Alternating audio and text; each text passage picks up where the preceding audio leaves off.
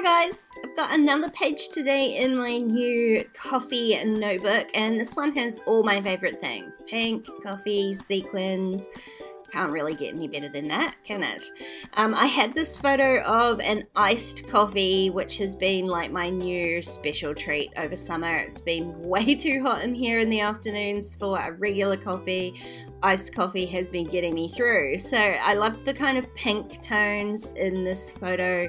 So I picked out all my like pink and red scrap paper out of my scrap bin.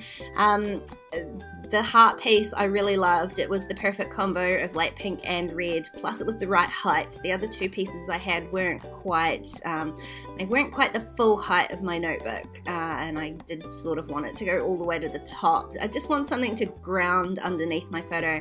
This page is mostly going to be sort of stamping in sequins, funnily enough, but I did want a tiny bit of sort of pattern and pink sort of pattern paper in there. So the pink hearts worked nicely, and I have just matted my photo with that little pink and white grid that wasn't tall enough for the background. So it really is only those two tiny little pieces of pattern paper. The rest is all going to be stamping. Now you've all seen me use my Spencer solid stamps before. This month I picked up the outline stamps from Citrus Twist Shop so that I could use both stamp sets together, and I love the results. So I really wanted to use both of these in here, which is exactly what I'm gonna do. Slightly awkward. I'll be honest, I'm really quite pleased with my stamping on this page. I did manage to get it super straight, well for me anyway, and the reason I managed that is because I am actually like standing really awkwardly, trying not to get my head in the camera, but so I'm looking directly down on it, like I said before.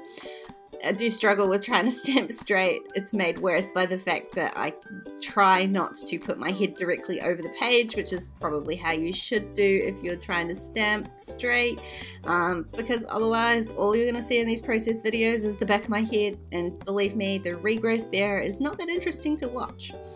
So here we go. I'm just using Memento black, Tuxedo black ink. I'm going to fill in these outlines, so I wanted them to stand out a little bit, so I'm using the black. Even though there isn't really any black in my photo, it's sort of a lighter black, so it's not an issue. And I'm going to fill it in with this Hero Arts ombre stamp pad. So this is, I think, pink to light red or something like that, pink and red anyway, which worked nicely with my color scheme. So I'm just grabbing the solid stamp, and you'll see me, the trick to using these ombre stamps is to tap them about on the stamp pad a lot of times. It looks even funnier in sped up like this, but sort of tapping and dancing it around the ink pad helps to sort of blend those colors together. If you just stamped it up and down, you would get three distinct stripes of color, which might be a different look as well, but the tapping definitely helps to spread the color around. So I haven't made you watch me fill in all of these, because filling in these stamps is definitely one that you do need to stick your head over the top just to make sure that they fill in properly. But honestly, I didn't have nearly as much trouble lining those up as I thought I was going to. They stamp really nicely together, and I love the way that this turned out. It's such a fun way of filling in those outline stamps. I love it when there's a fill and an outline for alphas like this. Now these little coffee cup dies were ones that I had made a long time ago, like last year sometime, and I never ended up using them for the idea that I thought I was going to use them for. I did do a layout in my other coffee notebook, I'll leave the link up here, that used similar ones to this, but these were ones that I had experimented with to start off with, and I just have always kept them sort of in a little tray on the side of my desk, and I figured even though this isn't a takeaway coffee, it's still coffee. So I am just going to add 3 of these to embellish the page a little bit. Now I only had these 4 left, so I've got 2 red, a darker pink and a light pink, and I didn't love the way that the light pink it didn't show up very well on the page, so I'm using 2 red ones and this pink one, but I didn't love the two red ones. They're very dark on the page, very dominant. So I'm just peeling off the red on the second one that I had done. The great thing about how I had done these dies is they were double-sided. So I did have the option of peeling off the back and creating single-sided ones because that's all I needed for this page. So I'm going to end up with a pink, a red, and then I decide, well, actually I don't like the two pink ones either, and I am going to end up using that lighter pink one on the page because I had three and I wanted to use three, and I didn't like two reds or I didn't like two pinks. So you can see I've put the two pinks on there, the two darker pinks. So I throw the rest away and then I'm like, no, I can't bear the two pinks. So I'm going to peel that off and going to use the light one, even though it doesn't stand out on the page quite as much as I would like it to. Now, more of my favorite things for this page, I have got this amazing sequin mix that came with my order from the Stamp Spot in February. Look at those pink wood grain sequins, they are to die for. So I am going to obviously create a full page sequin shaker in the middle here. I grabbed this sort of gridded note card that I had been doing my off stamping on just because I've discovered that this is a really good way to get straight lines with my fusing here underneath.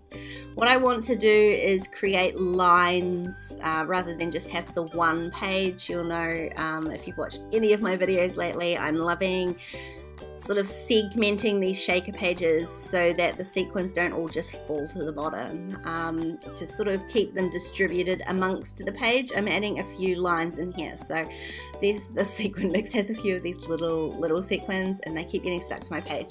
And I worried so much about pushing them down, and actually it would have made no difference if I'd left them at all. So what I'm going to do is fuse a few lines in here, and you'll see once I move this card here what I'm doing. I'm using the lines on the card to try and line up my lines of fusing with other things on the page. So I'm not creating like an even line, you know, evenly segmented lines in here.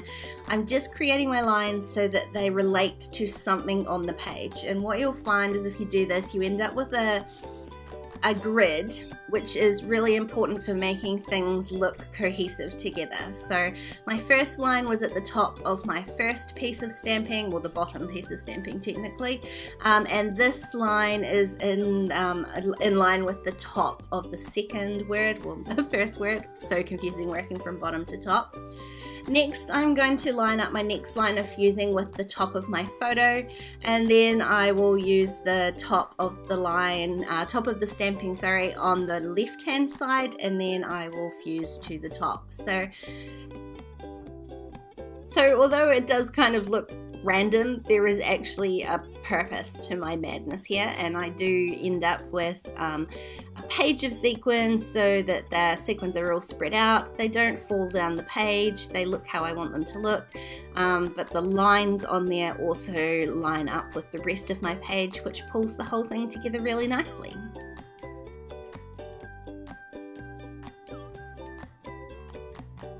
So it's at this point that I'm wondering like what else I want to add, but I'm also looking at those coffee cups and thinking they just don't stand out. The lids just get lost on this page. So I just grabbed a gel pen and I'm gonna just outline the edge of them. It's not something I would usually do, and to be honest, I don't super love it. My line work is not great. I don't think I had the right pen for it, but they definitely stand out off the page enough to recognize what they are. I only did the lids, I didn't do the actual cup piece because I figured that stood out enough. And then to sort of tie the gel pen in a little bit, I am going to add a few lines of journaling. I hadn't actually planned on doing that, but it sort of works. I just lined up again the lines with the top of the photo on the left hand page, just drew a few lines, didn't do enough. I'm going to add one more in here and finish my journaling. The lines aren't particularly straight, but it sort of adds to the blockiness of the page. And that's it, that's all done. This is one of my favorites, coffee, pink and sequins. I can't really go wrong when I create a page like this, but I do super love those Spencer Alpha stamps. You can see here how easy it is to fill in the inside of them, so I will leave the link to the shop down below. Leave me any questions or comments you've got down below, and if you enjoyed this video, please give it a thumbs up. Don't forget to subscribe to my channel if you haven't already, and if you want to keep watching, there's a couple more videos on screen. Otherwise, I'll see you next time. Bye guys.